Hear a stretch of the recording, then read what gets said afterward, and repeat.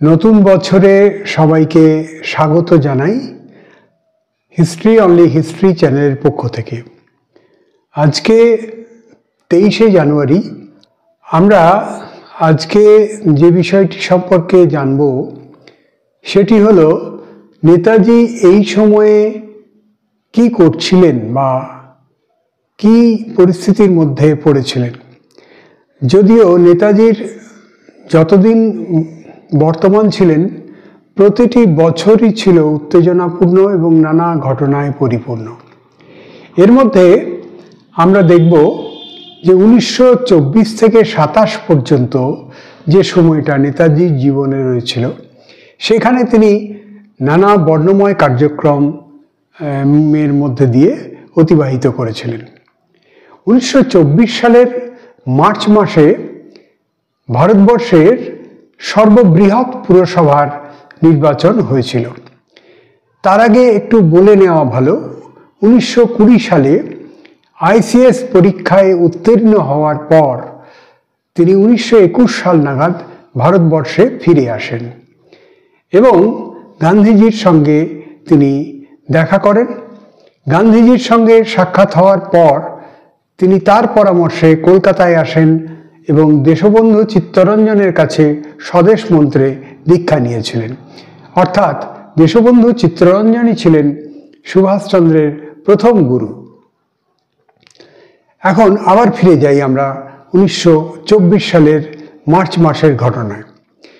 এই সময়ে কলকাতা কর্পোরেশনের একটা বৃহৎ নির্বাচন হলো এবং সেই নির্বাচনে আমরা জানি যে সেই সময় চিত্তরঞ্জন দাসের নেতৃত্বে যে স্বরাজ্য দল গঠিত হয়েছিল সেই স্বরাজ্য দল জয়লাভ করল এবং সেই স্বরাজ্য দল জয়লাভ করার সাথে সাথে যেটা হলো সেটা হচ্ছে চিত্তরঞ্জন দাস তিনি হলেন কলকাতার মেয়র এবং তার ডেপুটি মেয়র হলেন হোসেন সৈয়দ সুহরাওয়ার্দী।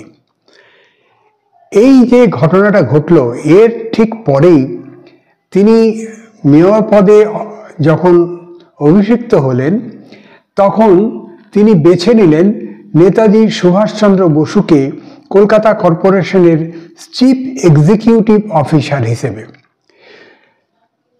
দেশবন্ধুর ধারণা ছিল যে চিফ এক্সিকিউটিভ পদে যে ICS পাশ করা সুভাষের মতো উপযুক্ত প্রশাসক দক্ষতার সঙ্গে পরিচালনা করতে পারবেন এই কর্পোরেশন। তাই তিনি এই সিদ্ধান্ত নিয়েছিলেন এবং সেই সিদ্ধান্ত যে সঠিক ছিল সেটা আমরা ইংরেজদের প্রতিক্রিয়াতেই বুঝতে পারব।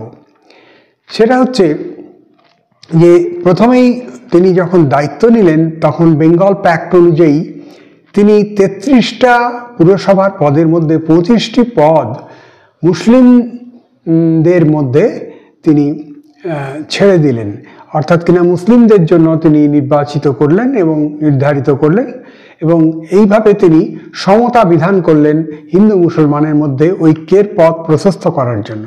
সুভাষের এই সিদ্ধান্তকে স্বয়ং গান্ধীজিও কিন্তু স্বাগত জানিয়েছিলেন।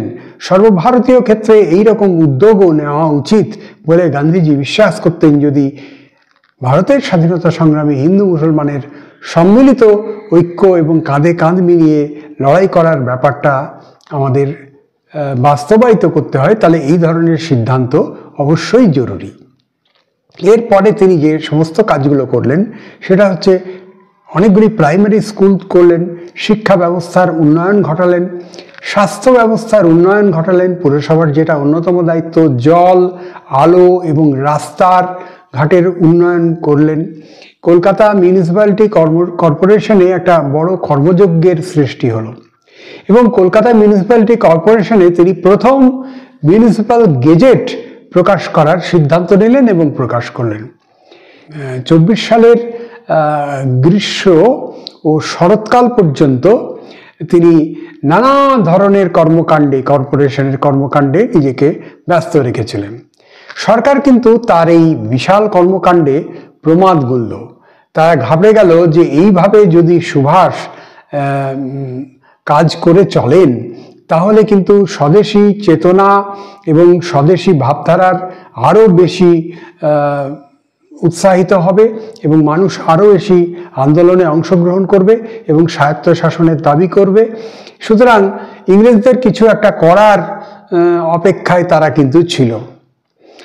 সেই কারণে আমরা দেখতে পাচ্ছি কলকাতা কর্পোরেশনে অত্যন্ত দক্ষতার সঙ্গে কার্য পরিচালনা করা সত্ত্বেও বিনা কারণে সুভাষকে 1924 সালের 25শে অক্টোবর ভোরবেলায় ঘুম থেকে তুলে গ্রেপ্তার করা হলো।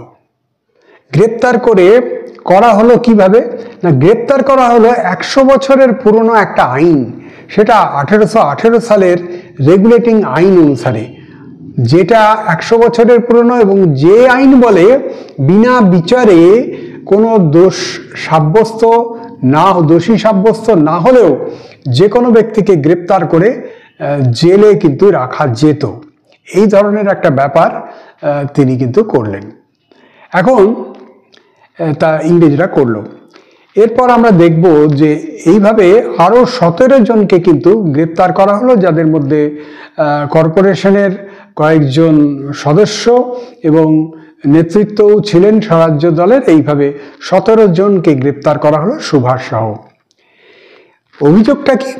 অভিযোগটা সন্দেহ যে বাংলার বিপ্লবী দলের প্রধান পৃষ্ঠপোষক বা সংগঠক হচ্ছেন সুভাষ। যদিও কোনো রকম আদালত গ্রাহ্য তথ্য প্রমাণ ছিল না এবং আদালতেও মামলাটিকে কিন্তু তোলা হয়নি, অথচ কোনো কারণ ছাড়াই গ্রেপ্তার করা হলো এবং প্রমাণ না থাকলেও সুভাষ কিন্তু ছাড়া পেলেন না। এই সময়ে একটি ইংরেজি সংবাদপত্রে সুভাষের বিরুদ্ধে সন্ত্রাসী বিপ্লবীদেরকে পৃষ্ঠপোষকতা করার অভিযোগ আনা হলো এবং সেটার বিরুদ্ধে শরৎ বসুকে তিনি নির্দেশ দিয়েছিলেন যে তুমি একটা মানহানির মামলা করো, এবং সেই মানহানির মামলাতেও সরকারকে বিজ্ঞপ্তি দিয়ে কাগজে জানাতে হলো যে না, সত্যি সত্যি সুভাষের বিরুদ্ধে সেই রকম কোনো অকাট্য প্রমাণ নেই, কেবল দুজন আস্থাভাজন সন্দেহভাজন লোকের সাক্ষ্য অনুযায়ী সুভাষকে গ্রেপ্তার করা হয়েছে। তাহলে বুঝুন যে কি একটা অছিলা তৈরি করা হয়েছিল সুভাষকে আটকানোর জন্য। জীবনের প্রথম থেকেই সুভাষ কিন্তু সংঘর্ষের মধ্যে দিয়ে এগিয়েছেন। তার মতো বাধা আর কোনো ভারতীয় নেতৃত্বকে পেতে হয়নি। এখন দেখা গেল কি, এইভাবে আলিপুর সেন্ট্রাল জেলে তাকে পাঠিয়ে দেওয়া হলো। আলিপুর সেন্ট্রাল জেলে 6 সপ্তাহ থাকাকালীন তিনি সেখান থেকেই কর্পোরেশনের কাজ চালাতে লাগলেন। ওই জেলখানাকেই করে তুললেন কর্পোরেশনের অফিস। ইংরেজরা প্রমাদ গুনল যে লোকটাকে জেলে ঢুকিয়েও তাকে কোনোভাবে আটকানো যাচ্ছে না, অতএব সেখান থেকে তাকে স্থানান্তরিত করে দেওয়া হলো বহরমপুর জেলে।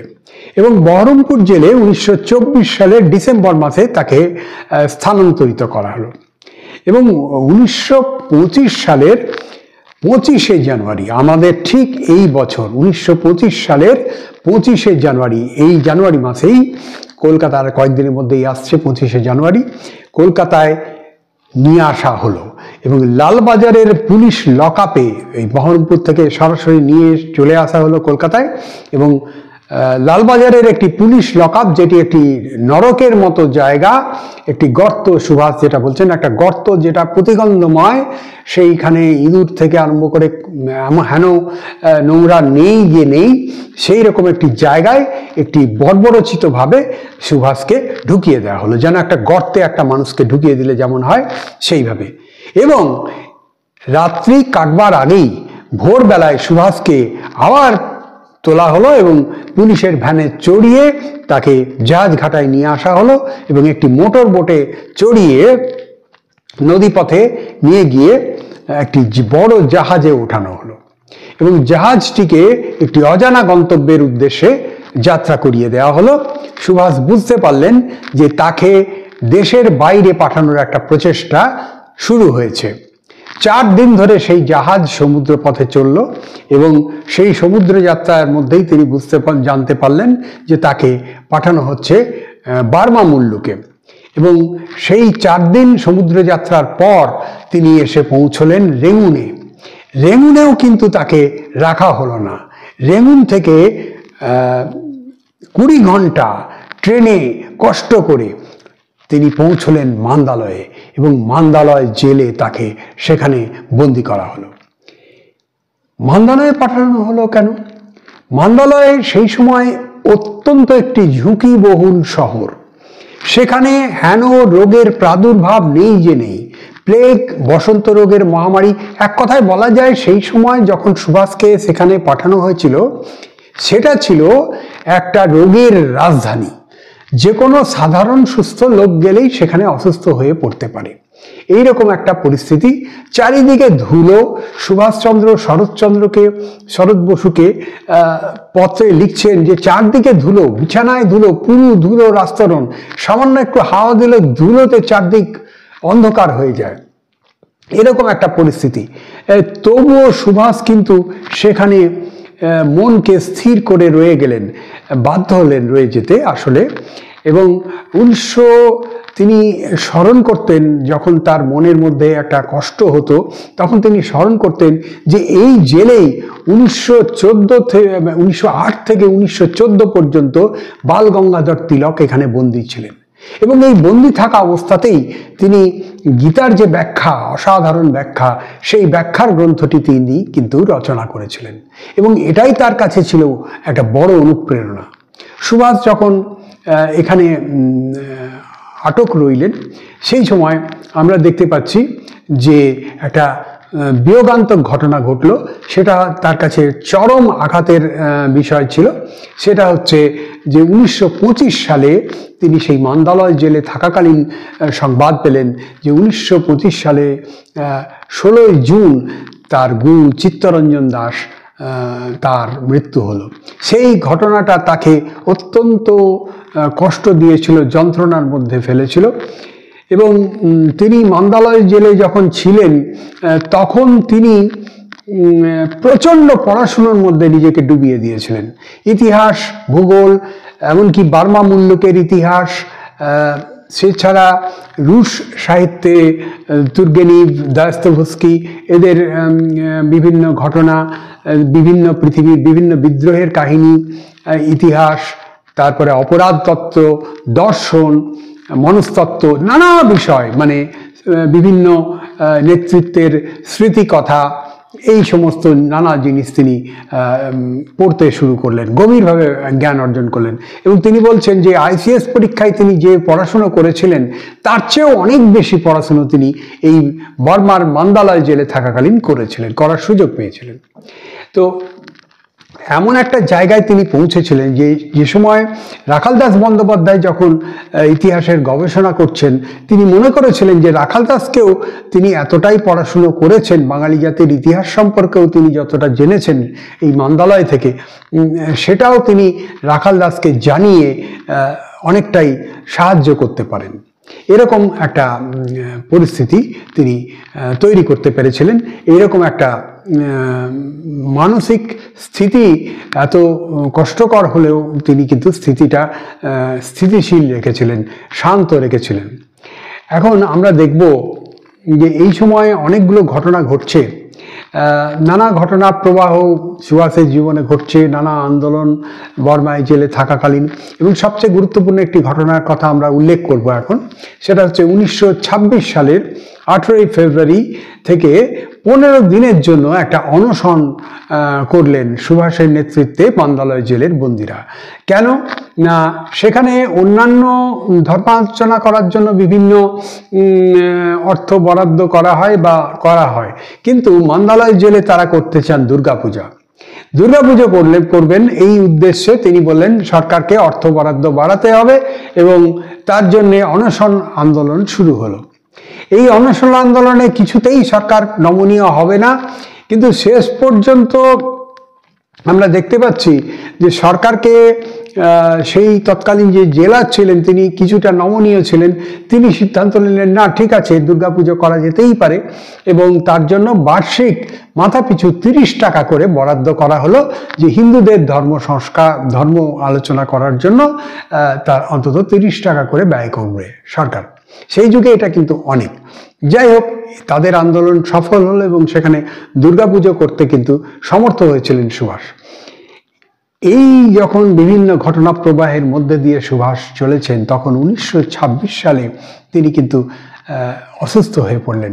মাঝে মাঝেই জ্বর আসছে, তার ওজন হ্রাস হচ্ছে, এবং তাকে রাখা হয়েছিল, তখন জানা যায়নি, তাকে রাখা হয়েছিল একটি যক্ষা রোগীর সঙ্গে, যাতে এটা উদ্দেশ্য প্রণোদিত ইংরেজদের, যে যাতে তিনি এই যক্ষাক্রান্ত হয়ে, তখন যক্ষার উপযুক্ত কোনো চিকিৎসা ছিল না, যক্ষায় আক্রান্ত হয়ে সুভাষ যদি পরলোক গমন করেন তাহলে তো খুব সাধারণভাবেই তার মৃত্যু হয়েছে রোগে, এই বলে প্রচার করা যাবে, এবং সুভাষের মতো একজন ব্রিটিশ বিরোধী সিংহের হাত থেকেও ব্রিটিশ সাম্রাজ্য রক্ষা পাবে, এটা তারা মনে করেছিল।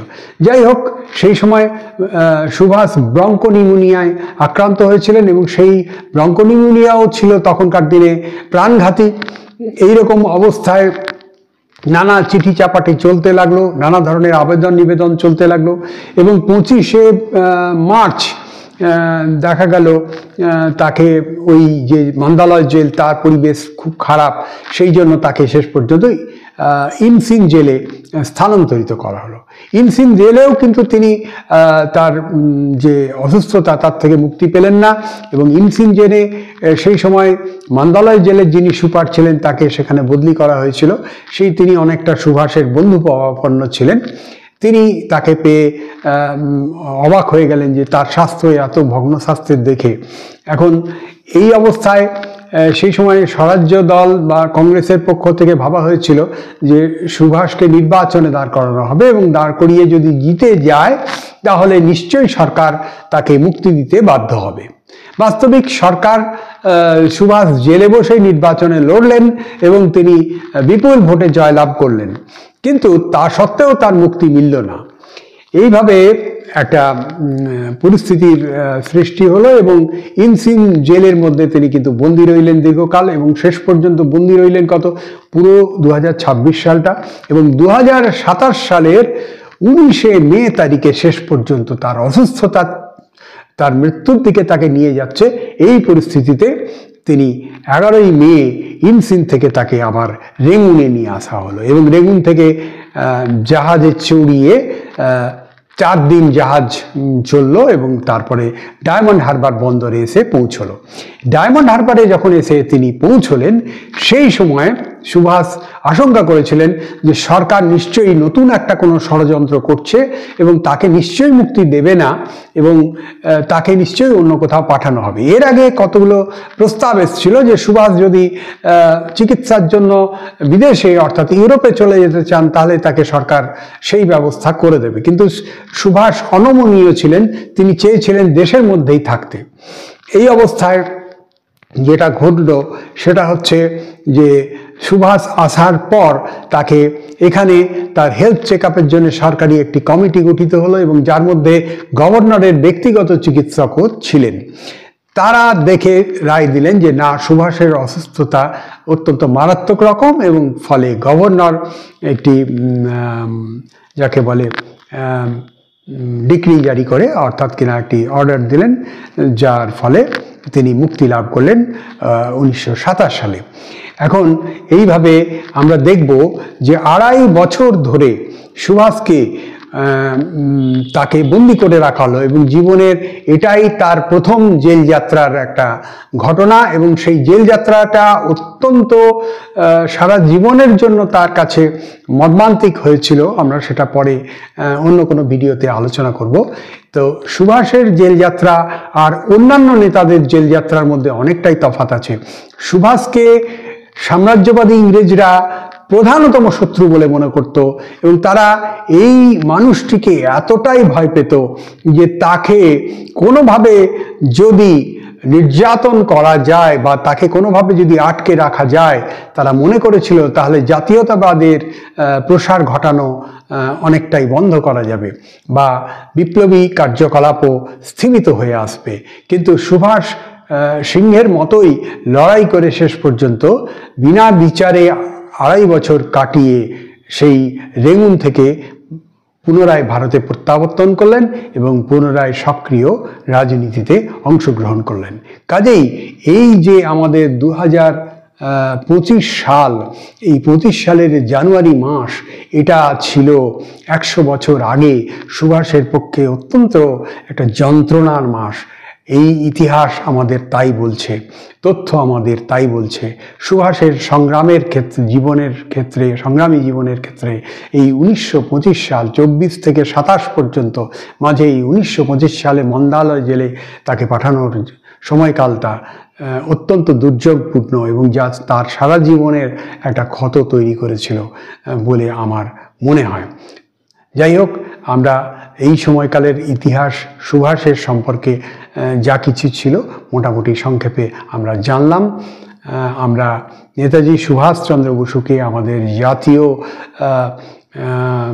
নায়ক, আমাদের আদর্শ, আমাদের ভারতবর্ষের শ্রেষ্ঠ মহামানবকে আমাদের আজকে 23শে জানুয়ারি আমরা আমাদের প্রণাম জানাই, তাকে শ্রদ্ধা জানাই এবং আগামী দিনে সেই ভারতবর্ষ গড়ে উঠুক যে ভারতবর্ষের রূপ সুভাষচন্দ্র দেখতে চেয়েছিলেন। এই কামনা করে আজকের এই ভিডিও শেষ করছি।